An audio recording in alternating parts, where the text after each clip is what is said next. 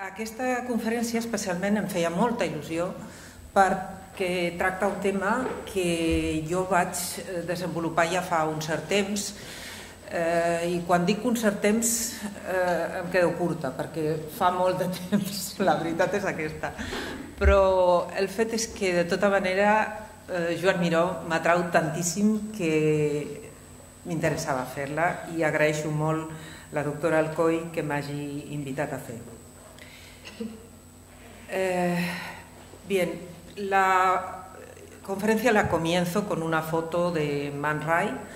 Es una de las fotografías que hizo el artista surrealista, conocido como gran fotógrafo, de uno de los personajes más importantes dentro del mundo del surrealismo, dentro del mundo de la pintura y el objeto surrealista, que esto nunca hay que perderlo de vista, de Joan Miró. Y Joan Miró aparece aquí de una manera muy significativa, retratado de medio tres cuartos, al fondo estaba arreglando un collage con unas cuerdas y por consiguiente es como muy característico de su quehacer pictórico y de carácter de assemblage, como le vemos fotografiado. Bien, yo el tema que voy a desarrollar es un tema que lo presenté para la investigación de mi cátedra, que se convocó en junio, julio del año 95 y yo me presenté pues casi un año después, en marzo del 96. Por lo tanto, estamos hablando ya de hace 20 años que hice este trabajo, por eso me reía un poco antes cuando decía que hacía un cierto tiempo. Pero todavía hace más tiempo que murió Joan Miró. Murió en 1983 y con motivo de la muerte de Miró, que para mí siempre había sido uno de mis preferidos, pues yo hice un artículo muy completo que primero publiqué en la propia Fundación Miró, al Premio de Dibuix Joan Miró, que había unas publicaciones y yo lo introduje, y después lo publiqué en la revista d'Art, que en la actualidad es Materia, pero que era la revista que publicamos desde hace mucho tiempo en el Departamento de Historia del Arte. La cuestión es que en aquel momento, es decir, en 1983, yo pensaba pues, que Miró se había de estudiar a fondo y entonces hice un trabajo muy racionalista, empeñada en encontrar resultados muy científicos de lo que era el quehacer mironiano. Y escribí un artículo para esta revista d'Art que se llamó Procesos mironianos hacia la configuración de la obra. Y con ella quería explicar de manera exhaustiva la manera de trabajar de Joan Miró. Esto me entretuvo durante un tiempo porque fue realmente laborioso, en tanto que leí muchísimo de todo lo que había escrito sobre Miró, y al finalizar el artículo no sé exactamente por qué motivo, vi, visionariamente hablando, muy dentro de la órbita de Bruegel y de Bosco, este cuadro. O sea, se me apareció, como diría Dalí, este cuadro, en plan paranoico crítico. Y lo asocié a sin saber ni por qué no. Simplemente yo creo que por el título, Carnaval y Carnaval, ¿no? Pues lo asocié. Y dije, para finalizar aquel artículo del año 83, dije, creo que existe un nexo, aunque no sé exactamente en qué estriba este nexo, entre la obra de Peter Bruegel, el combate entre Carnaval y Cuaresma, y la obra de Joan Miró, el Carnaval del Arlequín. Y lo dejé ahí y lo abandoné, este tema, totalmente. Entonces, al cabo de varios años, cuando me tuve que presentar a la cátedra para obtener este grado, pues se me ocurrió pensar, ¿y por qué no retomo aquel estudio? Y efectivamente es lo que hice. Y dejé muy asombrado al tribunal que me juzgaba, porque había una persona de Sevilla que me dijo, caramba, yo pensaba que usted trabajaba en temas de contemporáneo rabioso. Y yo digo, sí que trabajo en temas de contemporáneo rabioso, pero me gustan mucho las vanguardias artísticas, las primeras. Por lo tanto, si a usted no le sabe mal, pues empiezo mi discurso sobre Miró y Bruegel. Total, que así lo hice y bueno, la verdad es que me quedó muy bien. Me llevé a mis 2 hijas, que tengo 2 hijas y ahora ya son mayores, claro, y las pobres, en aquella época no había PowerPoint, ni había ordenador, ni había nada de todo eso, sino 2 simples aparatos de proyección de diapositivas, y una la tenía en el A y la otra en el B. Iban pasando de A a B, y yo les decía, lo teníamos súper ensayado, y entonces una pasaba a Bruegel y la otra pasaba a Miró, y así fuimos componiendo todo lo que fue mi disertación. Gané la cátedra, y con ello pues me quedé muy feliz y muy contenta. Pero aparte de esto, pues lo que me hizo mucha ilusión fue poder publicar más tarde el artículo en la revista Dart, y de ahí pues es de donde parte este trabajo que presento hoy. Bien, el caso es que desde un punto de vista de la iconografía de Peter Bruegel, el combate entre Carnaval y Cuaresma, es muy clara esta iconografía, atendiendo al hecho de que, como en muchas obras de iconografías enfrentadas, el artista flamenco lo que hace es darle toda la parte izquierda de la pintura, dejarla, reservarla al tema del carnaval, mientras que la parte de la derecha la reserva al tema de Cuaresma. Y todo ello, como vemos, está separado, o al contrario, está unido por medio de este elemento central, que es un pozo, en torno al cual hay toda una serie de pescados que nos recuerdan pues, el tema, evidentemente, de Cuaresma. Mientras que en esta zona pues, hay bailes, hay escenas con campesinos vestidos de una manera muy clara relacionada con la enfermedad que padecían, que era la lepra, que son estas capas con colas de zorro colgando. Y por otro lado hay también una especie como de procesión de personas que llevan un hábito marrón oscuro, que son personas que hacen pues las veces de personas relacionadas con el mundo de la Iglesia, por lo tanto.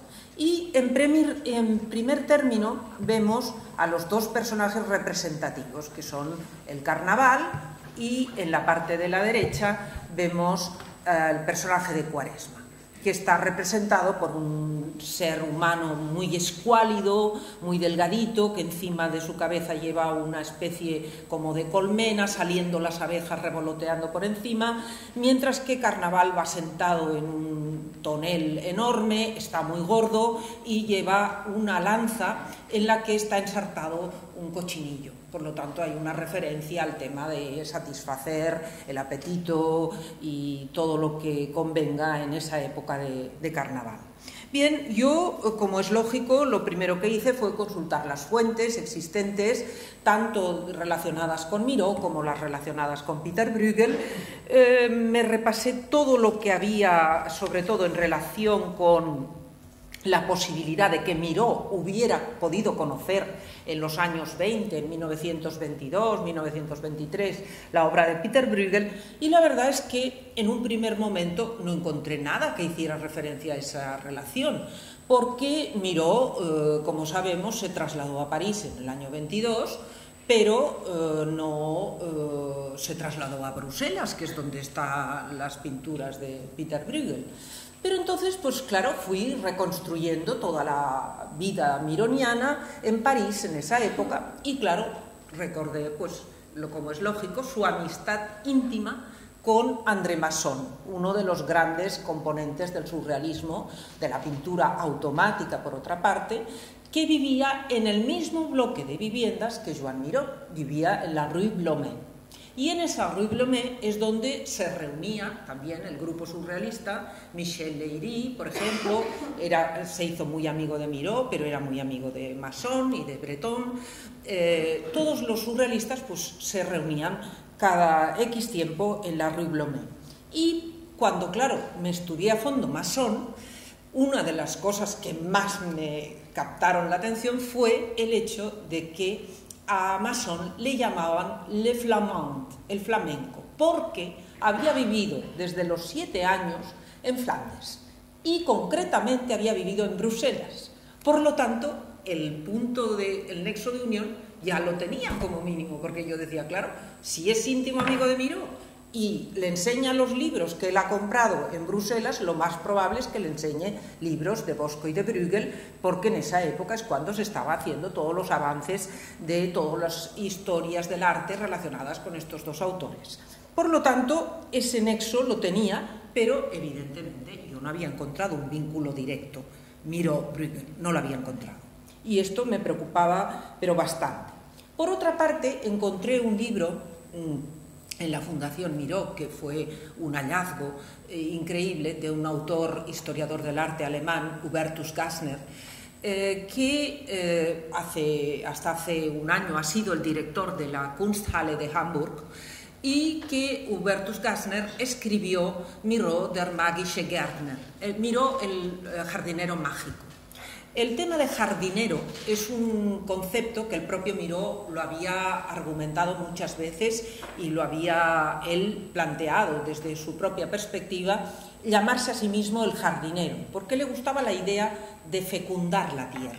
Para Miró era fundamental la tierra, allí donde pues, uno se enraizaba, y él en ese sentido era muy de la terra de Montroig. Y eso lo decía muchas veces, ¿no?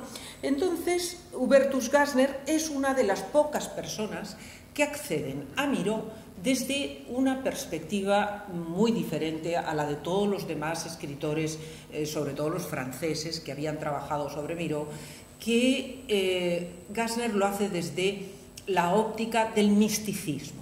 Dice que Miró es un artista que se tiene que estudiar desde una perspectiva mística, porque él encuentra muchos aspectos relacionados con el místico alemán Jacob Böhme.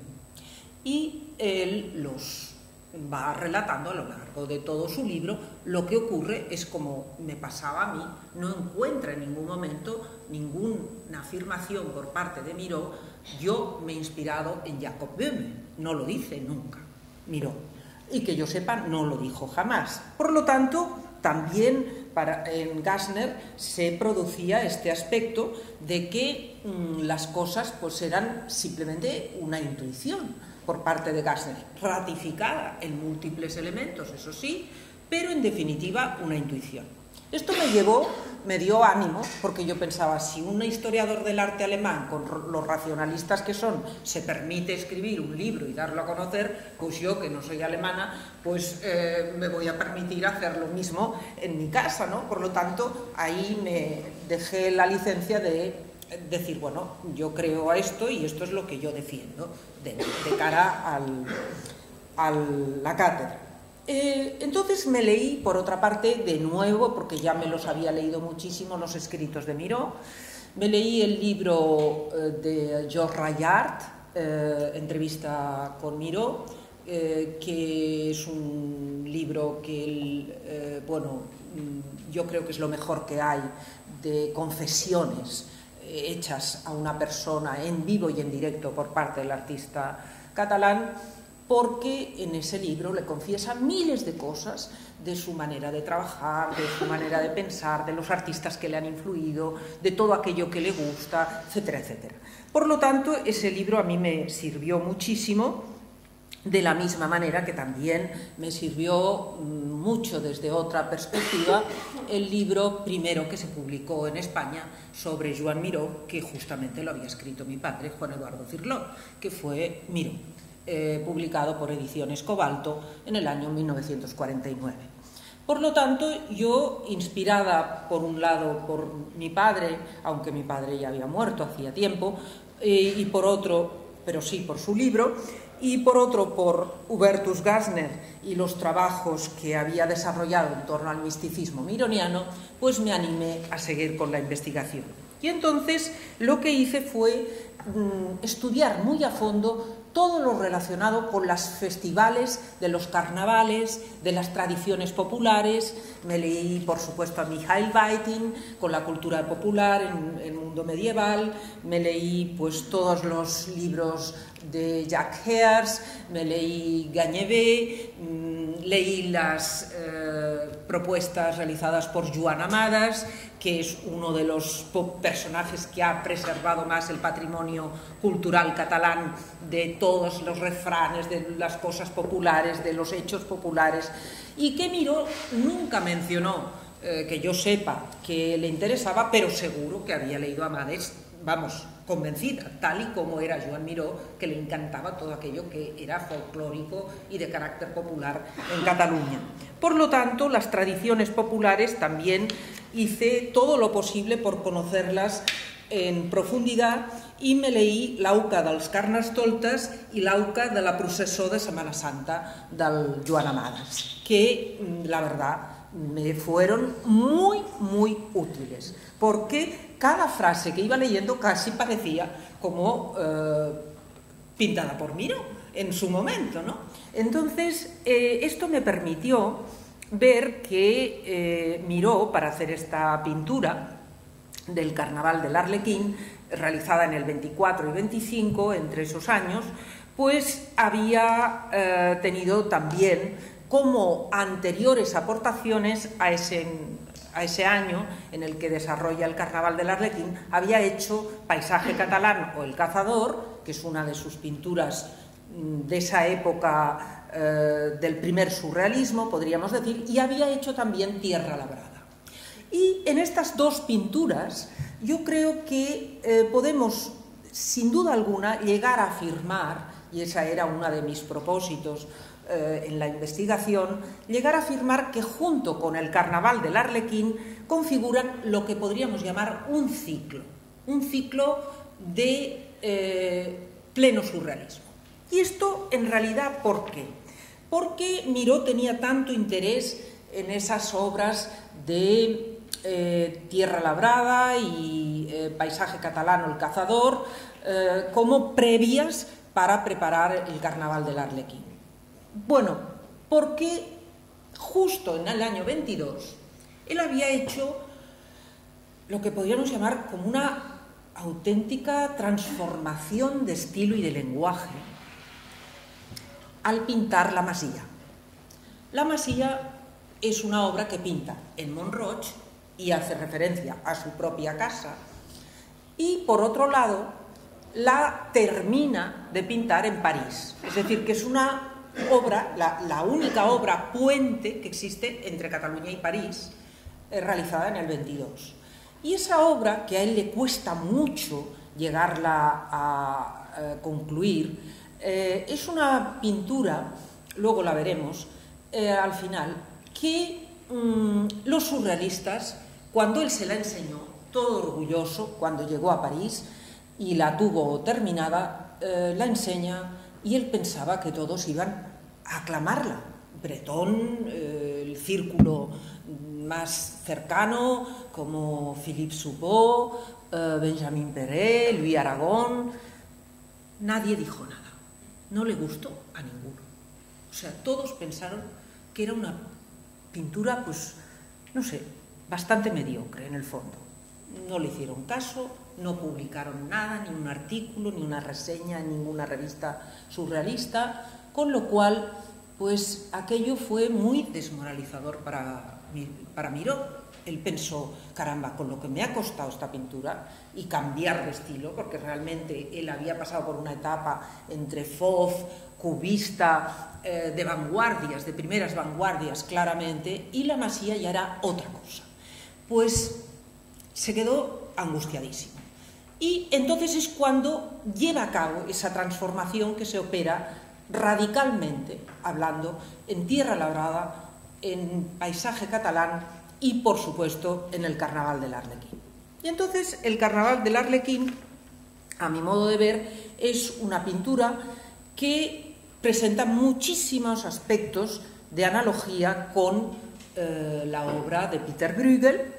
Descriptivamente podemos decir que las dos pinturas son apaisadas, tienen formato horizontal, tienen lo que podríamos llamar un horror vacui total y absoluto, están repletas de figuras, tanto una como otra, y por otra parte, el tema central es el carnaval, en un caso del Arlequín y en otro caso el combate entre carnaval y cuaresma. Pero entonces, cuando yo tenía ya todo esto conceptualmente muy bien elaborado, pensé, bueno, voy a mirar los detalles. Y entonces fui fijándome en aspectos muy concretos de las dos pinturas y vi que, por ejemplo, cosa muy curiosa, teniendo en cuenta que Miró pinta con óleo sobre tela y el otro pinta con un óleo muy especial todavía de principios del siglo XVI o de mediados del siglo XVI sobre tabla y que por lo tanto el resultado es diferente, pues las gamas de color son las mismas, azul y rojo. Es decir, que el personaje principal, que es este personaje, que yo enseguida pensé, claro, este hombre es el carnaval. Pero al mismo tiempo tiene que ser la figura principal de la obra. ¿Por qué? Pues porque vemos que este personaje tiene un vestido, esto es muy mironiano, resuelto en rombos. ¿Quiénes son los que llevan los vestidos, los trajes de rombos? Los arlequines. Por lo tanto, este es Arlequín, carnaval arlequín. Y enfrente, en medio, se alza un personaje que en la obra de Bruegel no existe, pero que existe algún personaje parecido, ahora lo veremos, que es el personaje de la guitarrista o el guitarrista. Y en el otro lado aparece justo en la misma altura una especie como de gran libélula muy alargada que puede ser perfectamente el equivalente a la cuaresma. Por lo tanto, tenemos que los dos personajes tienen un cierto parecido. El personaje de carnaval lleva una lanza en la que está ensartado un cochinillo. El personaje de carnaval de Miró lleva una lanza, pero está ensartada una serpiente. Bueno, así voy continuando y voy estableciendo toda una serie de correlaciones entre ambas obras. Veo, por otra parte, que hay algunas posibles conexiones con las obras que he mencionado antes, Tierra Labrada y El Cazador, y este personaje que aparece en primer plano de Tierra Labrada es un personaje muy raro, parece un monstruo del bosque, con especie como de garras, un personaje verdoso, con cola, y este personaje puede perfectamente relacionarse con el personaje silvestre, el Homus silvestre, de Orson y Valentín, que es un relato que en el mundo medieval pues era muy conocido y que hacía alusión al tema del hombre salvaje. Y esto fue un grabado que hizo en su momento también Peter Bruegel. Por lo tanto, es muy probable que el propio Miró viera entre los grabados y las reproducciones que le enseñara Masson, viera un grabado de Orson y Valentín para inspirarse en su hombre salvaje de Tierra Labrada. Seguimos con las comparaciones. Decía antes, no hay una guitarrista, pero sí hay un hombre que lleva una guitarra. Y este personaje, dice concretamente el Joan Amades, dice: la guitarra no era pas popular a casa nostra, però Carnestoltes, no obstant, sortia força, ja que tothom la sabia gratar o fer la pastera, que consistia a fer sonar les cordes sense saber-ne i seguidament donar un cop a la caixa i alternar les sonades amb els copets. O sigui, que encara que no había una guitarrista, sí que había alguien que iba haciendo sus pinitos con la guitarra. Y aquí, en el séquito del carnaval de Bruegel, también hay un guitarrista. Siguiendo con la comparación, aquí vemos mucho más clara esa conexión entre este personaje súper alargado, que además termina en dos estructuras en forma de círculo y que además aquí hay una especie de media luna o de barco según se mire, y aquí vemos cómo el personaje de Cuaresma está acompañado por una serie de elementos que son estas tortas, que son los crepes, típicos de la Semana Santa en los Países Bajos, en Francia, en estos lugares. Por lo tanto, esta especie de estructuras podrían hacer alusión a crepes o podrían hacer alusión a alambiques también del mundo del alquimista. En cualquier caso, seguimos viendo que hay toda una serie de aspectos muy claramente relacionables entre la obra de Miró y la obra de Bruegel. La escalera, por ejemplo, está presente en las dos pinturas. La mujer que limpia unos cristales subida a una escalera, y aquí tenemos una escalera que tiene carácter antropomórfico, porque Miró le dota de ojo y de oreja, cosa que es muy típica en Joan Miró, hacerlo no solamente con respecto, en este caso a la escalera, sino a otras configuraciones como los árboles. En Carnaval es típico que los personajes vayan disfrazados, por lo tanto, este es uno de los personajes que están en la comitiva de Carnaval y Cuaresma de Peter Bruegel, con su traje a rayas, y este es uno de los gatos disfrazados de Joan Miró. Ya me parecía que la similitud era tanta con el traje a rayitas, el color rojo y amarillo, los cuernecitos, los de Miró para arriba, los del otro para abajo, pero en cualquier caso muy similares ambos. Y por supuesto, en otros aspectos, pues cabe destacar también la presencia de este mantel, la presencia de esta tela. Como vemos, en los paños están trabajados de una manera incluso bastante similar, por lo que hace referencia a las angulaciones. Si vemos este ángulo tan agudo aquí, se corresponde perfectamente con este. Y aquí también hay algo que es muy importante destacar, que es la presencia del pez en la mesa, que es un pez que sin duda alguna puede hacer referencia al tema de la necesidad de tomar pescado en Cuaresma. Aspectos relevantes que vuelven a conectar estas dos obras y que aquí se ven muy bien son el tema del cochinillo, que antes lo veíamos un poco recortado, y aquí se ve la lanza, lo larga que es. Aquí la lanza también es muy larga, y después vemos toda una serie de personajes. Incluso aquí se ve unos dados que también se observan en la pintura de Joan Miró. Por consiguiente, hay muchos aspectos. Los pescados los vemos aquí, en la cesta, es decir, que hay muchos elementos que se repiten de una manera clarísima en una pintura y en la otra, elementos que son prácticamente idénticos, ¿no? Por lo tanto, cabe establecer un vínculo estrecho entre ambas pinturas. Bien, esta rueda, que corresponde al pozo que se encuentra en el centro del Carnaval y Cuaresma de Bruegel, aparece convertida en una rueda mucho más sencilla en el Carnaval del Arlequín de Joan Miró, pero la encontramos ahí. Y por lo que hace referencia al niño con la banderita, pues en las obras de Miró de Tierra Labrada y de Paisaje catalán salen muchas banderitas, la española, la catalana, la francesa, aquí las volvemos a ver, la francesa y la catalana. Es decir, que Miró representa muchas veces estas banderas, teniendo en cuenta, como es lógico, que él está en un país extranjero, él está en París, no está en Cataluña, él está recordando cosas de Cataluña, ¿no?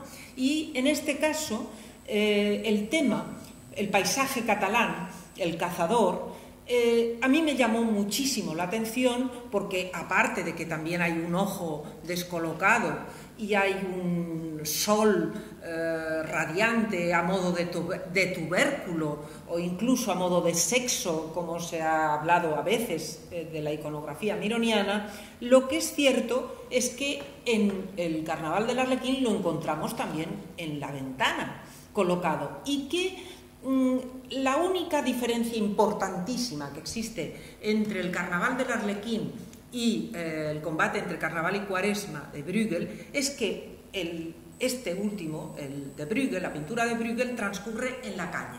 mientras que el Carnaval del Arlequín transcurre en un interior, que es el propio taller de Joan Miró.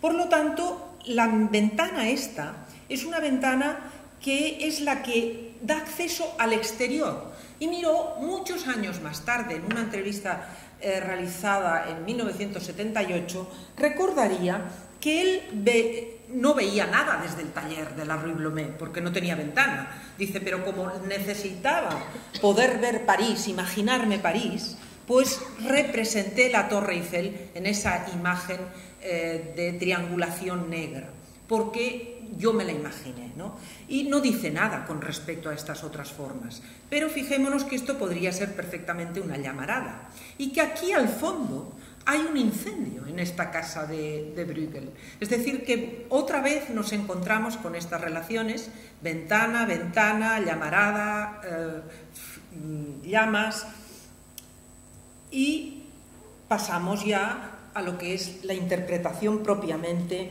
iconográfica.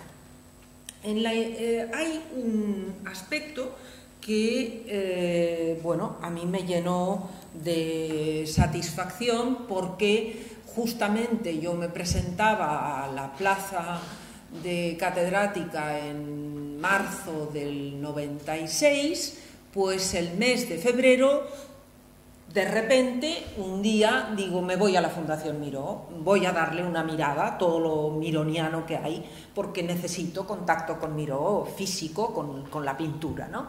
Y entonces me voy a la Fundación Miró, y como siempre hago, después de haber dado toda la vuelta, de haber mirado todos los cuadros, de haberme empapado otra vez de Miró, pues me voy a la librería donde venden los libros, y cuál no es mi sorpresa que veo un libro que no había visto nunca. Un libro de una persona que yo conozco y que además pues trato mucho con él, Francesc Fontbona, que en aquella época era el director de la Biblioteca de Cataluña, y que son las cartas de Joan Miró publicadas por primera vez en 1993 en un libro que recogía las cartas de Miró a su amigo Ràfols, Josep María Ràfols. Y yo, claro, como una poseída, pues me compro el libro, me lo llevo a mi casa y me pongo a leer, como, bueno, realmente con unas palpitaciones tremendas, y llego a una carta en la cual Miró, pues, confiesa que en aquellos momentos él se encuentra, le confiesa a su amigo Ràfols, que está obsesionado por dos cosas. Y esto es en 1923, justo cuando está pintando Tierra Labrada, cuando está pintando el paisaje catalán. Le dice a Ràfols, estic obsessionat pels fets dels apòstols i per Peter Bruegel. Ostras, yo ya, bueno, me quedé tan alucinada, tan angustiada y al mismo tiempo tan feliz que no me lo podía creer. Es que yo digo, es que esto es un hallazgo, pero impresionante. Ahora ya no me lo estoy inventando, no estoy suponiendo nada. Este tío se conocía a Bruegel de cago a rabo, total, que bueno, ya con esa tranquilidad en el alma, pues dije, bueno, aquí, claro, ya puedes hacer las interpretaciones que te den la gana, porque efectivamente te basas en algo real. Y entonces hice un intento de interpretación iconográfica basándome en las interpretaciones iconográficas que hacía Panofsky, que yo pues siempre me había entusiasmado la iconografía y estudios de iconología especialmente, y tomé como punto de partida a un escritor que para mí ha sido realmente importantísimo, Jan Starobinski, que hace toda una serie de estudios sobre el tema del arlequín. Y entonces Starobinski, bueno, no está traducido, Lo he leído en inglés, lo he leído en italiano también. Hay un libro fantástico que me lo compré, Ritratto dell'artista da saltimbanco, se llama. Y entonces empecé la locura de interpretar todas las figuras desde el punto de vista del arlequín, de la potencia del arlequín. Bueno, en este sentido, claro, hay una obra que no podía dejar de llamarme mucho la atención porque todo esto se produce, como os decía, en el contexto del primer contacto fuerte y violento que tiene Miró con los surrealistas. ¿Qué es lo que le puede impactar, imagino yo, a Miró del mundo del surrealismo? Pues sin duda alguna la pasión con la que Breton describe su interés por la locura, por el tema de la locura. Freud, Sigmund Freud, los surrealistas se lo sabían de memoria. El mismo Dalí iba con la interpretación de los sueños debajo del brazo todo el santo día. Es decir, que para ellos era como una Biblia verdaderamente, Freud y el psicoanálisis freudiano. Entonces yo digo, a ver, ¿qué hay de locos? Y yo digo, bueno, pues efectivamente, Bosco. Y claro, de Bosco sí que habla Miró, sí que habla en el año 78, él dice que él no tenía dinero, nada, como todos los que llegaban a París estaban sin blanca, y dice, y pasaba horas sin comer, y aquello me llegaba a producir alucinaciones. Y dentro de ese mundo alucinatorio, yo imaginaba escenas similares a las de Bosco. Y en el 78 él solo habla de Bosco, no habla de Bruegel. Pero de todas maneras a mí esto no me importó, porque efectivamente Bosco y Bruegel van a una, están muy relacionados. Y entonces me vino a la mente el tema de la locura, cómo es abordado por el Bosco en Das Narrenschiff, el barco de los locos.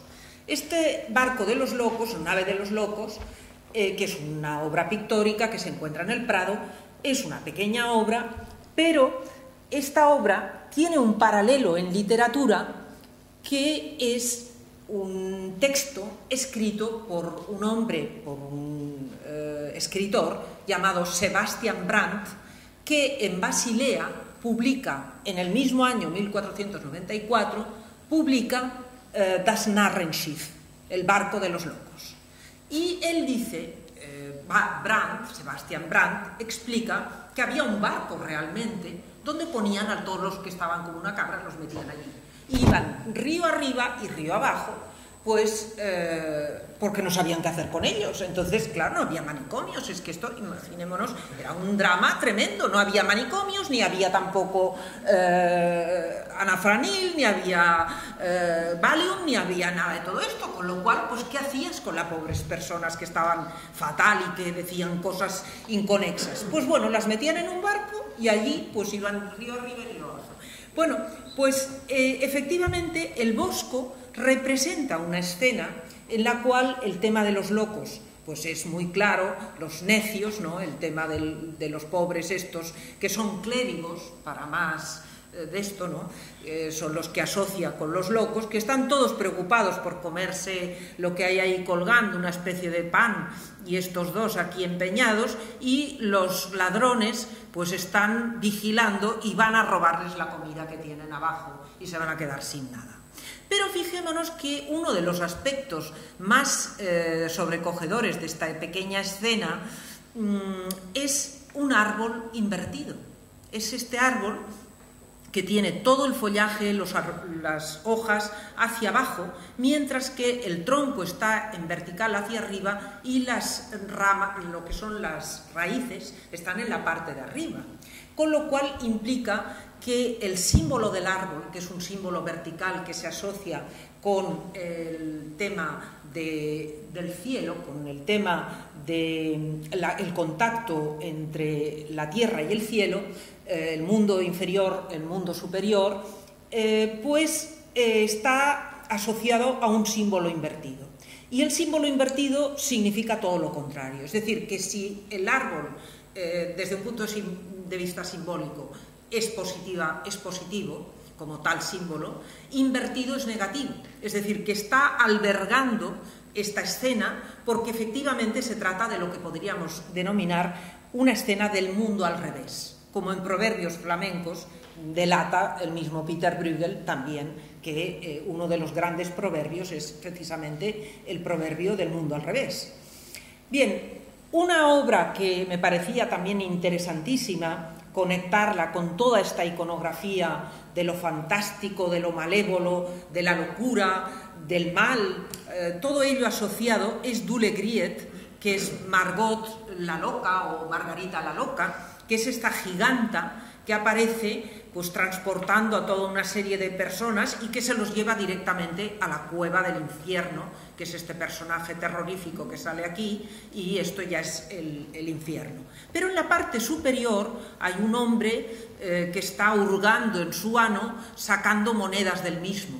Y en la zona superior vemos representado un barco, el tema del barco, ¿no? El tema del barco, que es el Narrenschiff, el barco de los locos, y encima una esfera de cristal.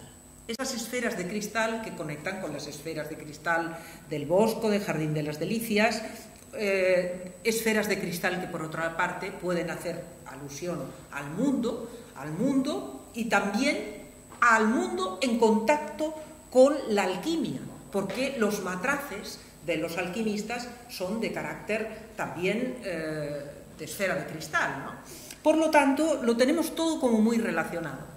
Y ya lo que me dio la clave verdaderamente significativa para el análisis iconográfico fue esta obra que el mismo André Breton, en 1957, en su libro L'Art Magique, desvela su contenido. Breton lo hace desde la perspectiva del surrealismo, como es lógico.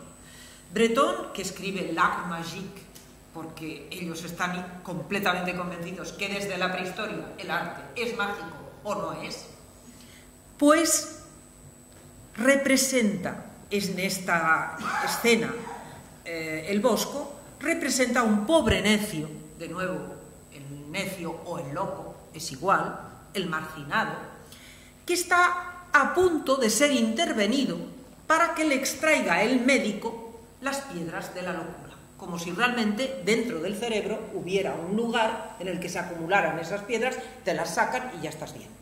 Bueno, como lógicamente va a ocurrir, pues el pobre desgraciado este se va a morir y el médico, pues tienen, curiosamente, esto en ninguna fuente iconográfica que yo he consultado lo explica, el embudo este colocado. Para André Breton, el embudo al revés significa todo lo contrario al embudo al derecho. El embudo al derecho significaría la sapiencia, la sabiduría, lo que te entra a través directamente al cerebro, mientras que al revés significa la ignorancia, el símbolo invertido. Y la monja, esta mujer que aparece aquí, lleva un libro en la cabeza. ¿Qué libro puede ser el que lleve una monja en su cabeza? Probablemente un libro sagrado, la Biblia. Por lo tanto, dice Breton, seguramente la monja va a actuar más a favor de que el hombre necio se desprenda de su locura porque va a hacerlo a través de un acto mágico. Y por ese motivo lleva en su cabeza el libro mágico. Es decir, que de la cabeza de la monja mágica habrá la curación para el otro que tiene la locura. Por lo tanto, fijémonos cómo el propio Breton da su interpretación para el tema de la locura y que miró todo eso, lo conoce, es decir, todo esto él lo ha leído, lo ha vivido. Y por otra parte existen referencias al tema de los locos muy importante en las dos torres de Babel que el mismo Peter Bruegel representa en distintos momentos, la gran torre y la pequeña torre de Babel.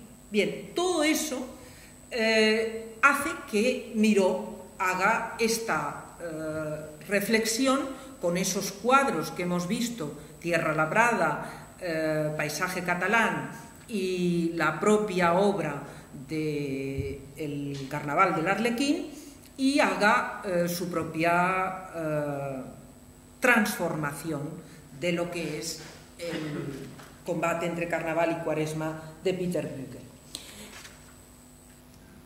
Ya con todo este bagaje, es decir, habiendo estudiado descriptivamente, punto por punto, cada una de las relaciones existentes entre la pintura de Miró y la pintura de Bruegel, establecidos los nexos de la iconografía a través de la temática de los locos, que me permito apuntar que hay un estudio maravilloso en torno a la historia de la locura por parte de Michel Foucault.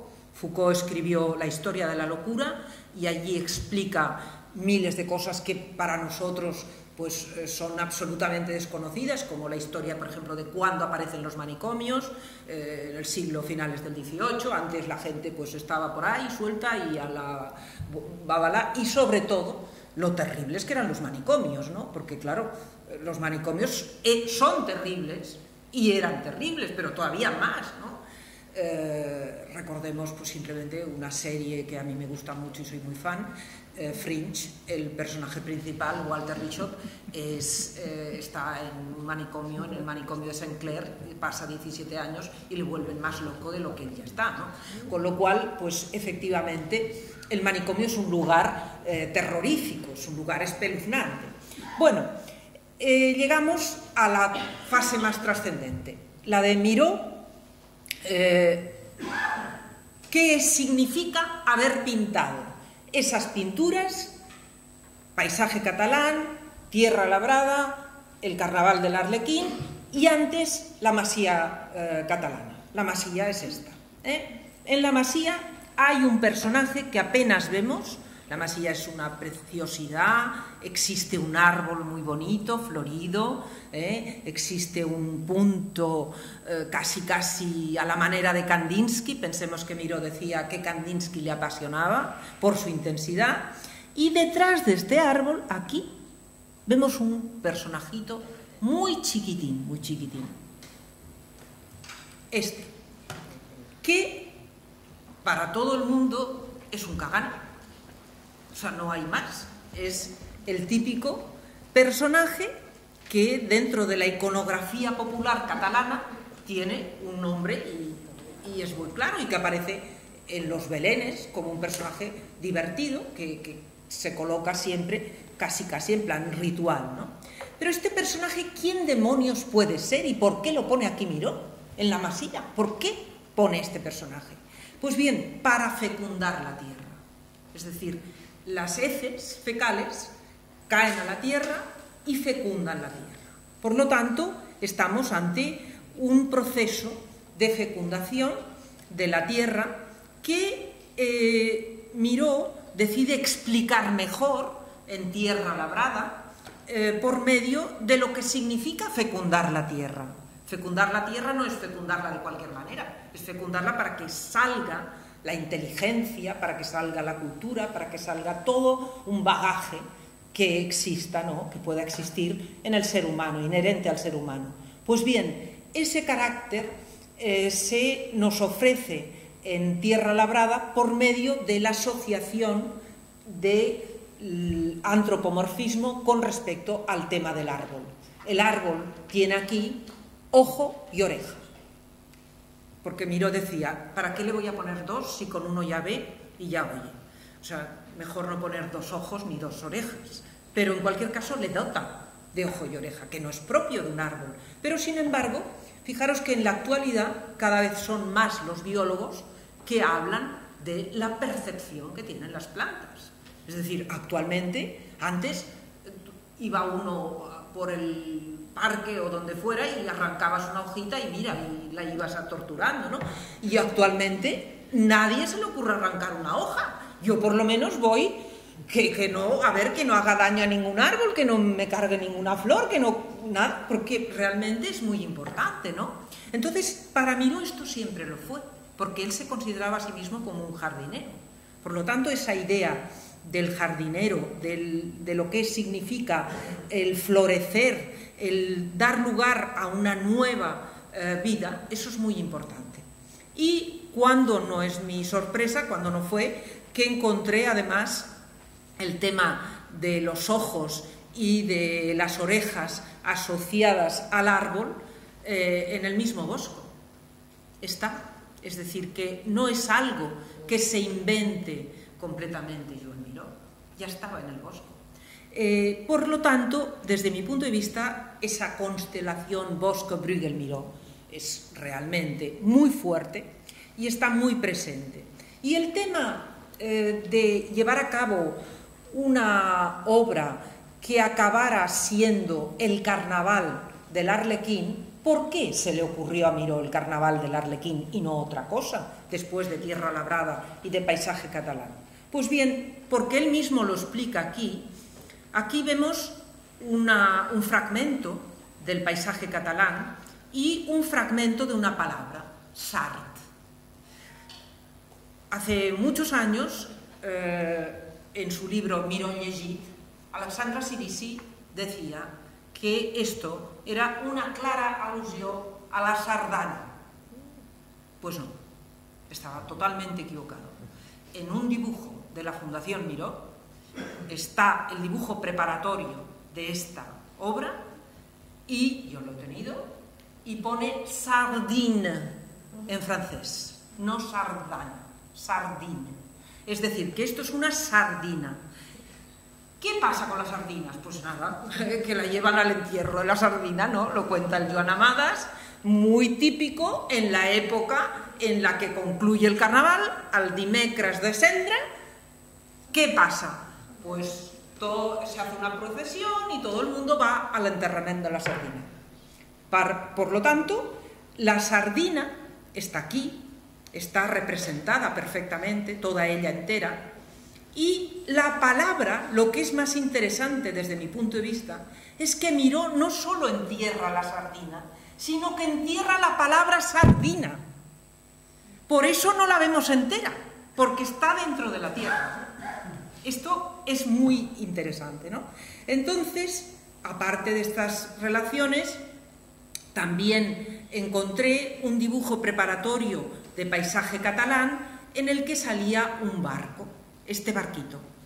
Y este barquito es el mismo que da nombre a la posada azul, a la posada del barco azul de Peter Bruegel. Pero es que ya lo veis, es prácticamente idéntico. Y el tema de los barcos es un tema que aparece mucho en Bruegel, está en La caída de Ícaro, por ejemplo, y Miró lo utiliza, evidentemente. El tema del salvaje ya lo hemos comentado antes, el tema del árbol antropomórfico. Por lo tanto, estas pinturas son pinturas preparatorias, tanto Tierra Labrada como Paisaje Catalán, para su evolución en el carnaval del Arlequín. ¿Qué pasa? Que, curiosamente, tanto Paisaje Catalán como Tierra Labrada sí que les gustan los surrealistas, les entusiasman. Y en la Revolución Surrealista, en el número 5, 15 de octubre del 25, hacen alusión en un artículo y en una foto de la pintura de Miró. De esta otra pintura, exactamente lo mismo. El 15 de julio, una foto y el artículo en torno a la pintura. Es decir, que hay conexión con lo que es la publicación de los surrealistas. Y, por supuesto, no podía faltar en el 26 una página de la misma revista con el Carnaval del Arlequín. Es decir, que esas tres obras fundamentales dentro del primer periodo surrealista de Joan Miró se convirtieron para Miró en su punto de partida para su propia creación de su propio estilo. Es decir, él parte de esa transformación profunda que se opera en su arte gracias a tener en cuenta a los antecedentes, Bosco, Bruegel, toda esa temática que depende de los pintores al tanto fantásticos, entre comillas, del pasado. Él los revitaliza y los convierte en su punto de partida para la renovación de su estilo. convirtiéndose de esta manera en un pintor surrealista pleno. Es decir, que su personaje de la Masía, su Cagané, tiene una función, que es la de fecundarse a sí mismo, la de convertirse en su punto de arranque. Y esto es interior holandés, para que veáis que no me invento nada.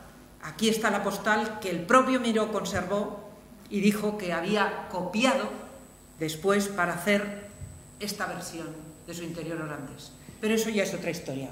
Muchas gracias.